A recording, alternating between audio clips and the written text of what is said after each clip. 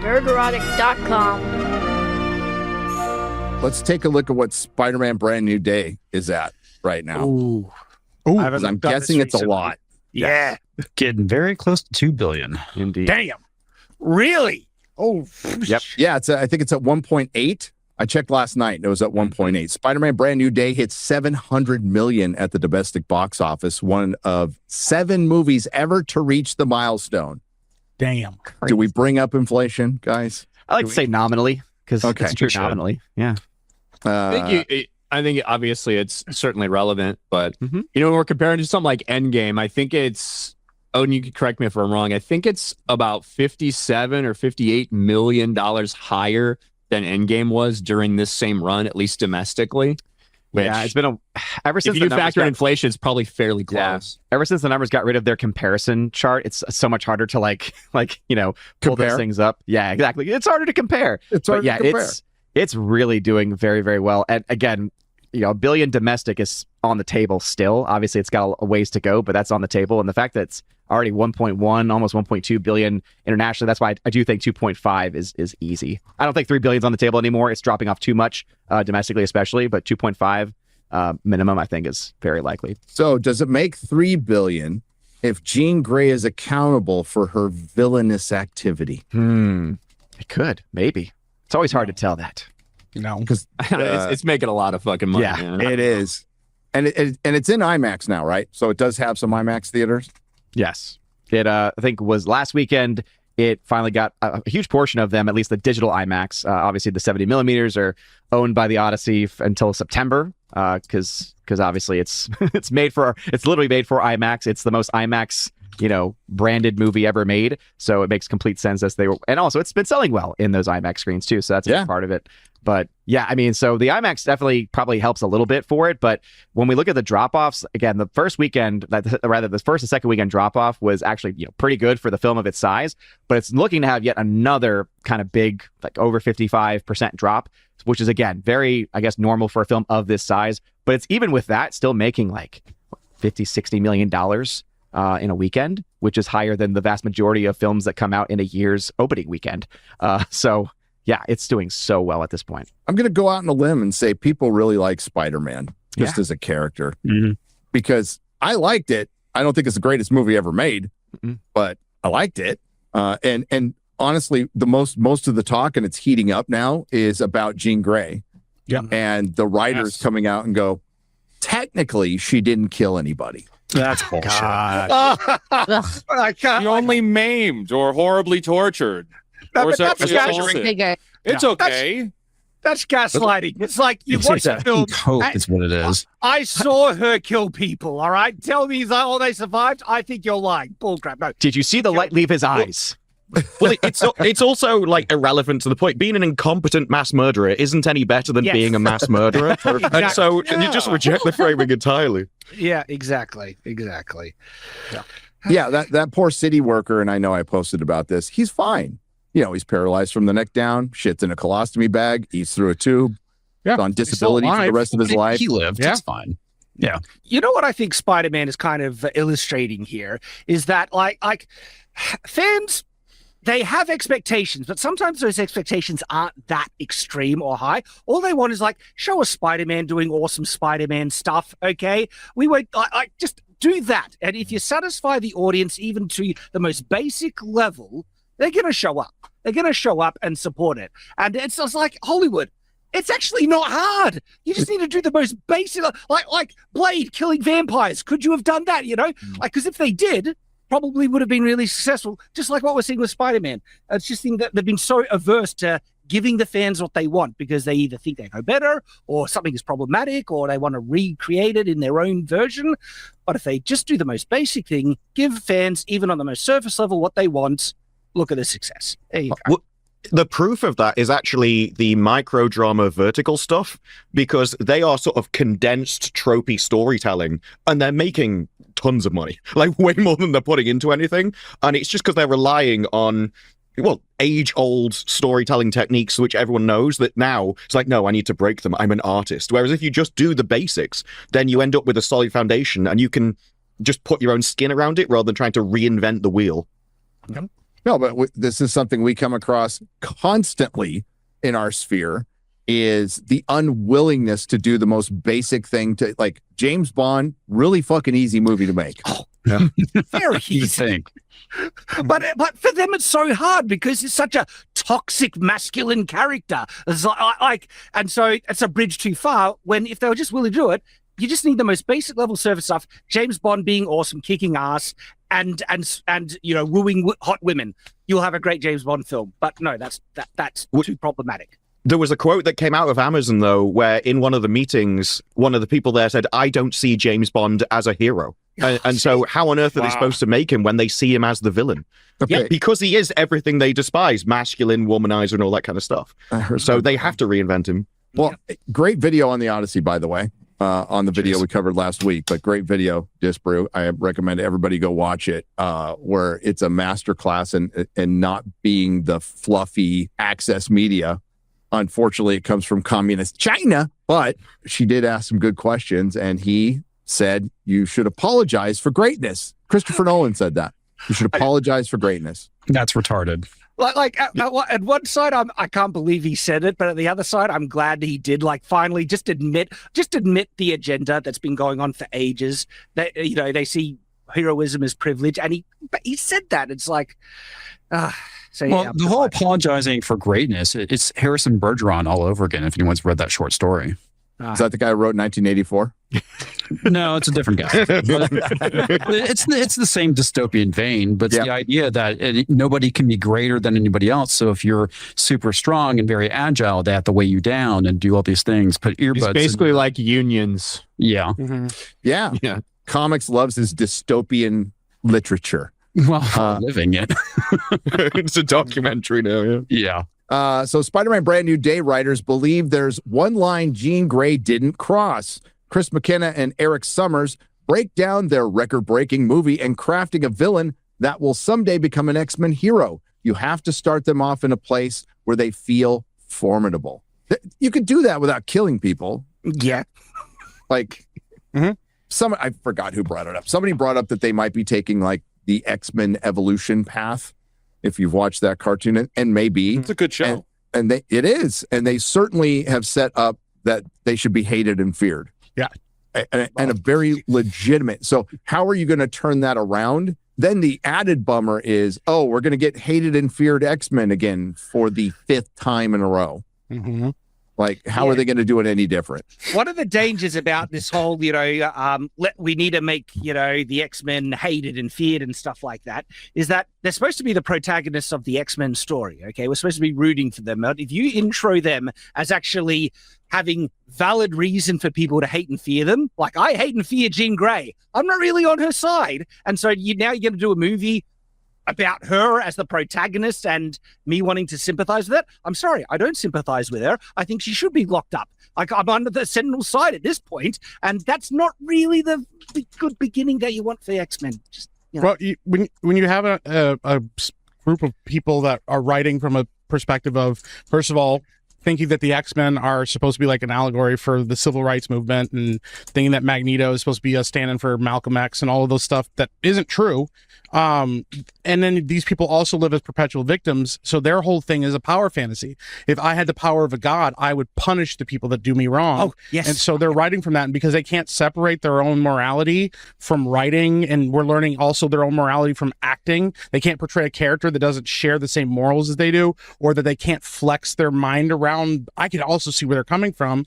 They have to relate to it, and they go, okay, well, they're not completely bad, but like, they're pretty bad, but it's because they've been attacked and they've been victimized, and that's why it's okay to do this stuff. And that exposes their morality as being abhorrent. Yeah, like agreed. Truly vile. But they inject it into it where they think it is justified to doing these terrible things. Like, no, that's just evil. That's just flat evil. We are about to get a sincere Magneto was right X-Men movie. Yes, that's what's likely going to happen. Yeah, 100%. If this is any indication for that, because the fact that we have the writers of Brand New Day coming out saying, like, oh, well, she didn't actually kill anyone. Like, that's how far we've fallen. Where, well, it's morally gray. We threw people off of rooftops. We relished in the idea of harm. We assaulted people, mind attacked people. What? How can you justify any of that? You can't, but they're trying. This is a Magneto is right case about to be made. And if you side with the Sentinels, you're a bad person now. And they've set up the greatest argument for Sentinels in the MCU. Yes. And Spider-Man Very nice invented the problem, inhibitor. Sorry, go on. Yes. Good. You have a situation here where the X-Men as the bad guys could be done very well, because far more so than a civil right argument, they're a guns rights argument. Yeah. The argument for policing the mutants is obvious. They're armed to the teeth with natural weaponry. You would obviously want to register this. I mean, we register knives in Europe. We wouldn't register a person who can tear your mind apart with a glance. Of fucking course we would. And the problem here is this is absolutely going to go for a Magneto as the good guy kind, because this feeds perfectly into their own ideology, which is fundamentally Gramscian, which is the destruction of our current day society. The mutants are the perfect tools to do this. They simply say, well, humanity are bad. They're intolerant. They're bigoted. They are standing in the way of the future. We are the future. And so the mutants have to tear down the current world and rebuild the perfect one.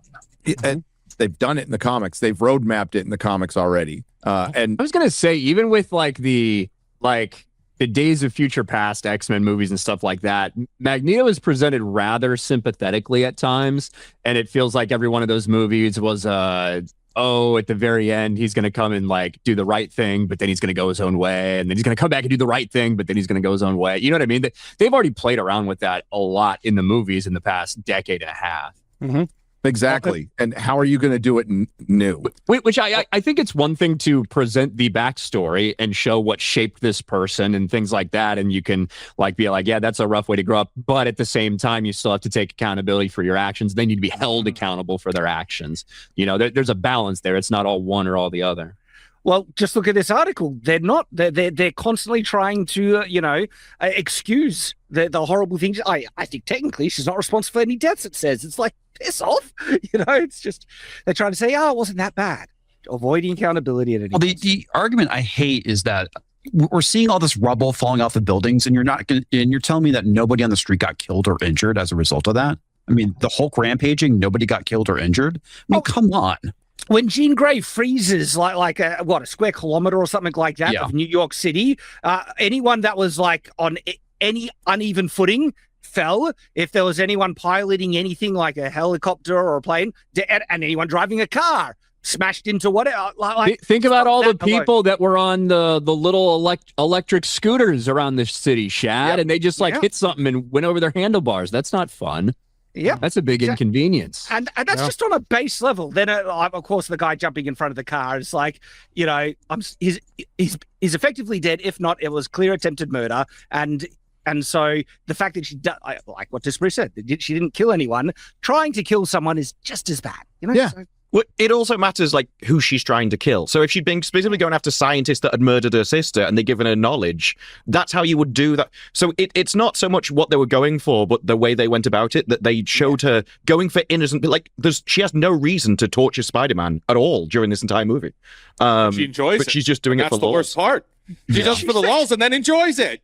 She could have gone to Spider-Man and say, hey, my sister's been kidnapped by the government. Will you help me? I don't mind the Spider-Man stuff as much as, because if she thinks this person's an obstacle to her doing what she wants, it's one thing. The one clear insane thing to do is the old man that steps out in front of the truck that is nonsensical. Right? Because that's not helping her achieve any of her goals. This is not somebody that she thinks is evil, other than just being maybe a government worker, which, hey, we've all been there. But that's the one that to me is the most inexcusable, because there's no reason to do it at all. Nope. And there's no way of explaining. They can try. And again, the quote is, I think technically she's not responsible for any deaths, but you come away with the impression, certainly, that she's caused a lot of destruction and mayhem, says Summers. Even if you're going to have a villain who really is redeemed at the end or goes through a transformation, you have to start them off in a place where they feel formidable. I felt she was pretty formidable, but before she killed anybody. That implies that they think she is redeemed. Just going, well, I had a bad childhood, just instantly redeems you of any future actions. That makes it okay. She didn't even say she was sorry. There is nothing. There is no apology. There is nothing. She just gets on a bus and goes away. But also, how could you do a Dark Phoenix where she loses control now when her in control is she's tyrannical? How can you scale that up? You know, well, I mean, we're not allowed to talk about the scaling of powers in the MCU now, are we? We're not allowed to have that discussion because they can't handle that. But how do you scale that? How what's next for Jean Grey? And if she's just naturally untrained, able to take over parts of Manhattan, what's next? She should have killed someone, I think. Like, okay, so she didn't kill anyone. That's supposed to make her better. No. As we all say, like, that doesn't make her better. She's still a walking nuclear warhead and in one's men's danger. Okay, if you're going to do that, have her kill someone and have that be her redemption instead. Realizing, oh, I just took a life. I'm the monster now. That way she has to fight it off, try to do better, redeem herself, understand that she did something horrible. This will haunt her. And then bring up the Dark Phoenix to try to corrupt that. She uses that as an anchor point to fight against it. Instead, as mentioned, she goes haywire, does not repent for it in the slightest, and just kind of skates off into the sunset with no further consequences. And again, not even with an "I'm sorry." I think that they are trying to set the X-Men up as the next kind of antagonist in the setting, because you can seed them in any story you want, just drop another mutant whenever you want to. And I think they're trying to lead up to another Civil War, but that's just Avengers versus X-Men. Because they kind of was a little bit in that movie where they have like Peter when he's in the Department of Damage Control, when they're like, hey, you got to take your mask off and let us know who you are, and he's like, oh nope, can't do that. You know, like they're kind of putting him as the central figure that's going to have to be the guy that, you know, has to kind of like stand the line against this kind of stuff. But it'll be Anthony Mackie, Captain America, and Yelena versus Jean Grey and who? Like, oh no, that's your AVX. Let's go. From Frank some just gets a real jet and just nukes like a whole city block, and he's like, "That'll take care of it," you know. From some real reliable account on Twitter, I'm sure, said there's going to be a scene in Doomsday where Sam Wilson and Yelena say Avengers assemble together. But are they? But I think so. From my first look at that, it made me think of a moment where they're like both kind of fighting for relevancy, and they each say to the respective Avengers and new Avengers assemble to like try to establish dominance. Fake Black Captain America and fake Black Widow. Or, you know, they could also do, because it's kind of the state that they're in right now, is they both try to say it and then they play it up for laughs. Like, oh, are you saying it, or am I going to say it? Oh, God, like, because that was they would do. Yeah, the small potatoes. Small potatoes. Yeah, I don't know. Thor and Steve Rogers are just kind of like looking at each other like, what's going on now? Well, I mean, the obvious one to say it is Steve Rogers. He's back. Let him take the lead again. He's not Captain America, motherfucker. Yeah, that's I know Shirt that. Pants. No, he doesn't pants. say that. Yeah, it's not what he says. That's not his catchphrase. His catchphrase is "buckle your belts." You Let know? it be Thor. buckle your belts. Buckle your belts. It's time to go. Yeah, Let it be Thor that says it. Fuck it. Yeah. That would actually be kind of rad for Thor to take over, but instead he just shows up and he goes, "You guys are all better than us, so like, good luck." And then you're like, "Oh, okay, sure." And he like flies out of the room and disappears. And they're like, "Can any of us fly?" And I'm like, I can't fly. I don't know how to do that. I don't know. It's weird. Are they really going to do this again, though? How many passing the mantles have happened now? Mustn't this worm its way through their skulls at some point, you'd think? No, they gave a black guy the shield. They're super happy. Look what we did. We made him better. I want Falcon back. Well, and taking the shield away from Falcon is going to feel racist to them and an admission of defeat. And they'll never do that because they're so hypersensitive about this woke nonsense. And so they've switched everyone over, and they won't be switching back unless they can try and find. If they want to honor Falcon, they need to take the shield away and give him a good credit score so he can get that loan. That's no. There is the MCU. He gets on a shrimp boat, and we never see him again because he's just doing his thing out there. You know, I'd watch that. Nerderotic.com. Please subscribe.